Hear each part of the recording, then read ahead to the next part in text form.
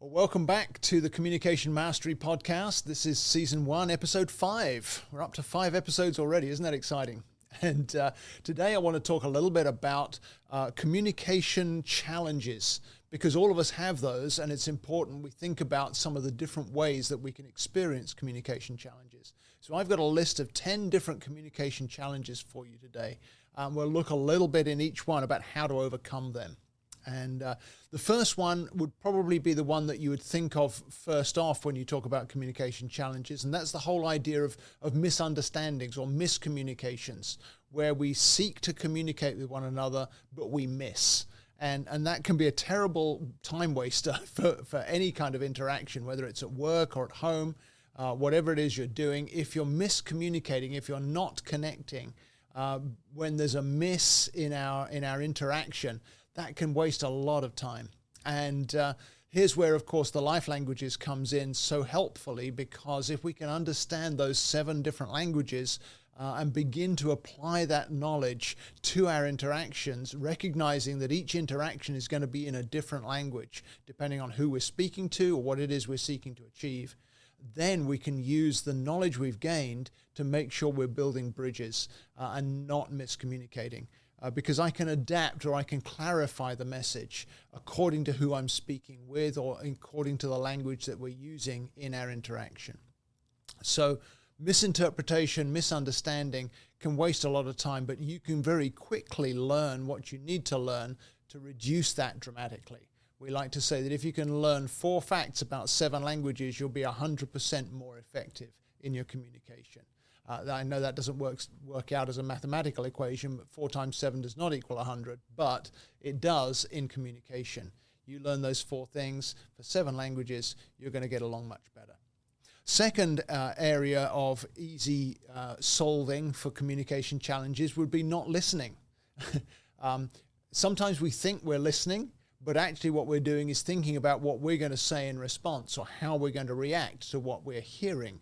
And that's not really listening. Active listening means that I'm going to wait for you to finish, and if I'm truly listening to you, my immediate response is going to be a question or a clarification rather than a reaction or a response. If I don't listen to what you're saying to me, then I'm not going to be in a position to respond effectively to what you're saying, because I haven't heard it. I've been thinking through my own thoughts of what do I want to say in reaction. And too often reaction gets in the way. And so not listening is a big challenge, but it's one, again, that we can discipline ourselves or teach ourselves to get around it or to reduce that challenge. Because when I learn to listen to you by clarifying what you've said or repeating back even what I think I've heard you say, then we'll find that we catch some of those areas where misinterpretation or misunderstanding was creeping in. That was number 1, of course. So not listening is a big challenge in communication, but again, a second one that we can easily tackle if we're aware of it. The third challenge is a little more difficult, and that would be what I would call a lack of trust. If I'm different from you, or if I'm hesitating to connect with you because I understand that we're wired differently, I haven't built that level of trust yet where I can communicate without a fear of misinterpretation. Or alternatively, you may not be able to receive what I'm saying because you haven't built the bridge to be able to trust me yet. And very often it's past experience that's playing into that, whether it's in our interaction or it's with other people in similar settings.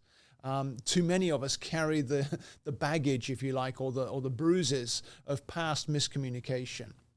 And a lack of trust can really be a challenge to tackle. And that's where I find coaching can so often help.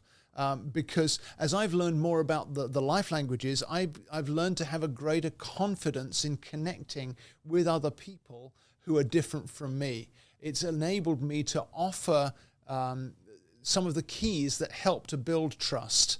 And therefore, because I can build trust through creating this atmosphere of openness or of honesty, that then helps the bridge to be built. You can't drive a 10-ton truck over a 5-ton bridge. You have to build that trust first. So this one takes work. But again, very often it's helpful to get someone to give you a helping hand in strengthening that bridge of trust in whichever relationship, whichever working setting it is where trust needs to be built. The fourth communication challenge that I see quite often is poor feedback. Have you ever wanted to give feedback to somebody about something they've said or something you need them to understand? You want to strengthen the communication, but you didn't know how because of that difference in wiring. Or maybe even more frustrating, you've tried to give feedback and you've actually made things worse. And so poor feedback or ineffective feedback can be a huge challenge in our communication. And learning about those different communication styles can really help here. I was reflecting on this as I was preparing for today, and I thought, well, the way I'd give feedback to maybe a first language mover who's all about action and justice and getting things right, the way I'd give feedback in that setting would be very different from the way I'd give feedback to maybe a first language contemplator who wants space to think about things and dig deeply. So the way I would offer the feedback would vary according to who I'm giving the feedback to or according to what the situation is. And again, learning the science of communication can really give us strength in some of these areas to begin to tackle those challenges. Along with poor feedback, number 5 would be a fear of speaking up, because I know a lot of folk are not confident in how they're wired and how they communicate. And so that's another thing I love to help with, is to give you that robust self-awareness where you know what it is you have to offer. It tackles that lack of self-confidence at its root, if you like, because now you understand this is me and this is what I'm bringing to this interaction, to this exchange, whatever it may be. And especially if it's in regular specific settings. Maybe it's with a spouse, or maybe it's with a boss, or maybe it's with your key client that you struggle to connect with sometimes. Whatever that setting is, if I can help you to see what strength you're bringing to that interaction, then you'll find a confidence that can overcome that fear of speaking up. Hesitation that comes from that fear can often be the hindrance that prevents the bridge of communication being built. And some life languages are prone to being more easily able to judge or to misunderstand intentions or motives. They're looking at what is your motive or what is your intention, where are you going with this? And if I can quickly recognize distress in some of those languages, that can help to open the door to other people's input. And again, it overcomes that fear of speaking up that other languages would have in that setting. That's 5. Let's go on to number 6. Body language is also a very key part of communication. And sometimes body language can be unhelpful. If you've got that kind of resting frown face, or you tend to communicate mostly with your arms folded, that's going to be a challenge to some people to connect with you. And if you understand that about yourself and you recognize that it's causing a difficulty in the communication, then you can choose to train yourself to react differently. I know people who say that when you're speaking, even if you're speaking on the phone with someone, if you force yourself to smile, literally your tone of voice changes. And particularly if it's face-to-face, you can, I'm not talking about feeling fake here, but on the other hand, if you recognize that some aspects of your body language tend to hinder connection, you can train yourself out of some of those things when it really matters. I'm not saying it needs to be all the time, but I am saying that there are settings where it can be very helpful for you to train yourself to modify body language. You may need to adapt your preferred style in an interaction. If you're the kind of hard-charging type of person who wants to get stuff done, then you'll communicate more effectively with others who are not wired that way if you learn to give them space to reflect or invite their way into the conversation. But if you pay attention to what you're doing with your body and your face in the interactions, then you're able to tackle that challenge more effectively. Again, you sometimes can't see what you can't see. Usually you don't communicate with a mirror, so you can't see how you're coming across to other people. Sometimes it helps to get a friend to observe you in a communication.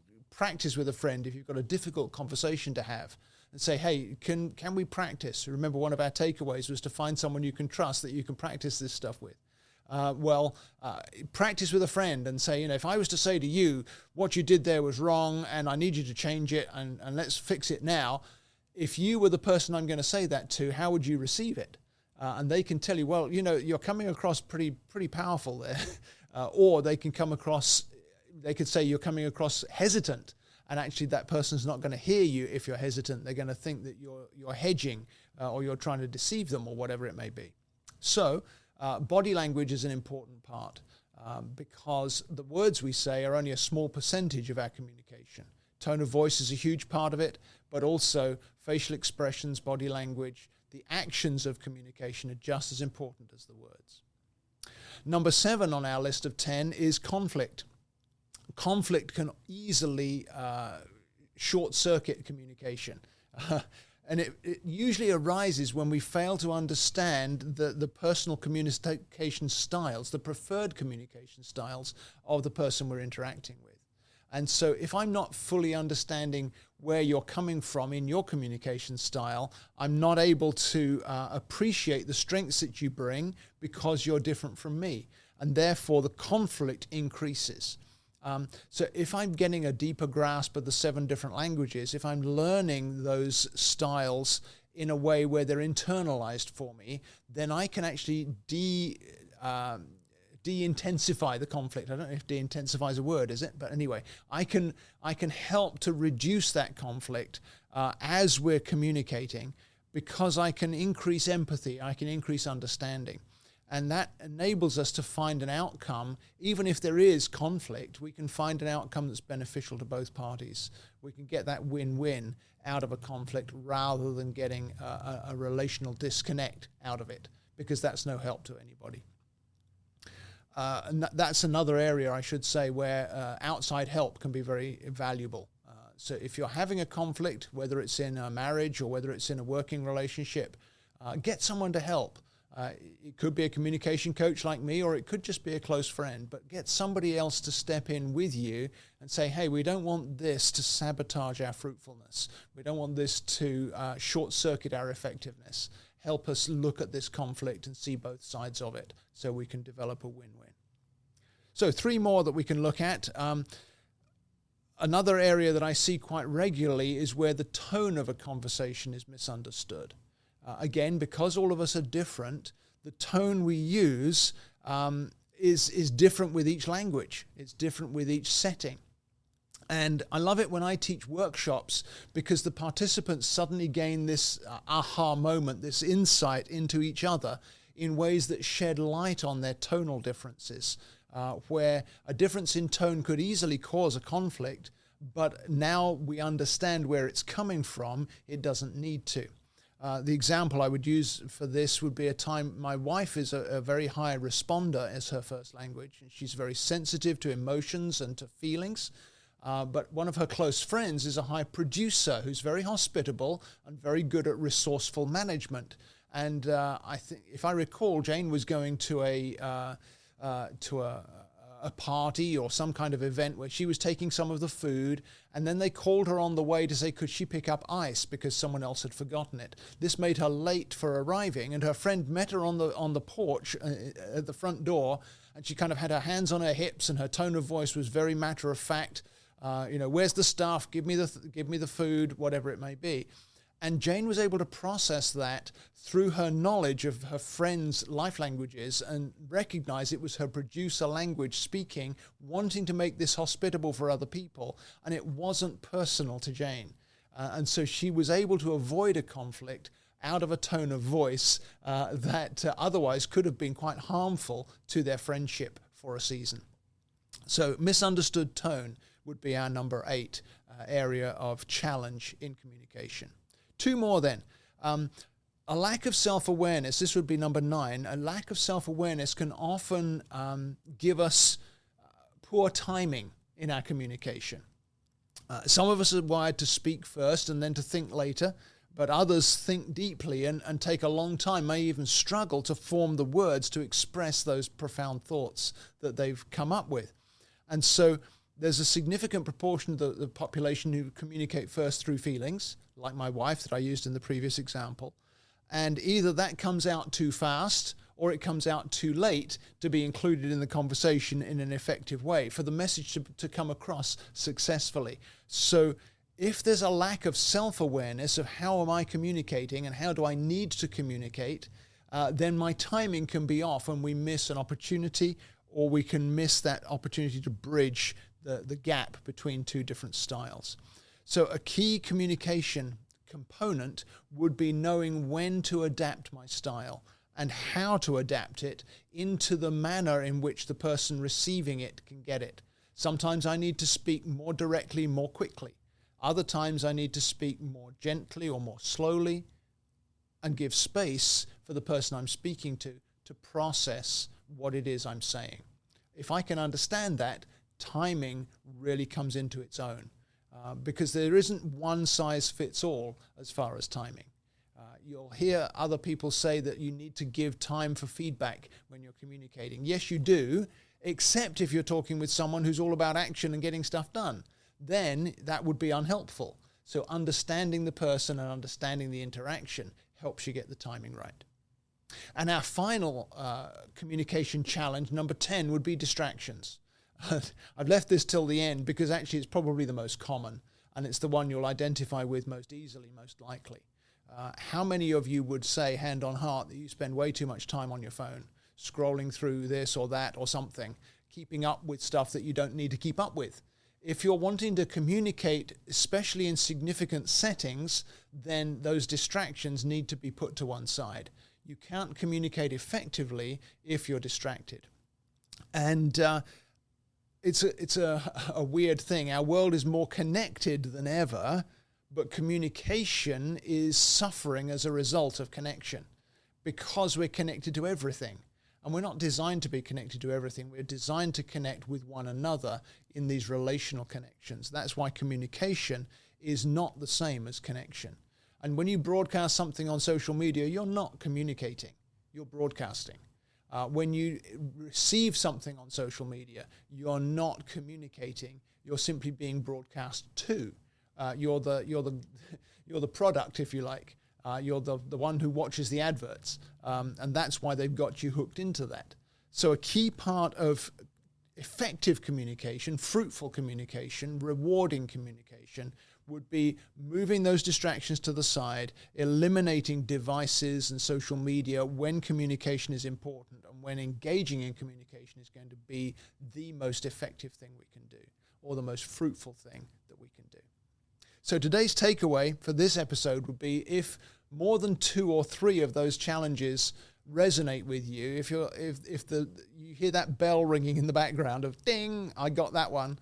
If you've got more than 2 or 3 of those, then communication coaching really is going to help you, because the more we can deal with these challenges, the better our communication is going to get. And you'll be surprised just how much your communication can improve when we start to tackle some of those challenges. So your starting point could well be to go to my website and pick up the introductory resource bundle. There's all kinds of helpful stuff in that, and it's only $9.99. So go to my website, markburlinson.com, and click on that if you're interested. You can also message me from there, because I'd love to hear your feedback. What did you think of what we talked about today? What would you like to address in future podcasts? Let's have a conversation, a real one, in real time, by messaging back and forth, first of all. Or if you'd like to make it real voice to voice, you can also book an appointment on there, and let's take 15 or 30 minutes together to chat and connect. I'll see you next time.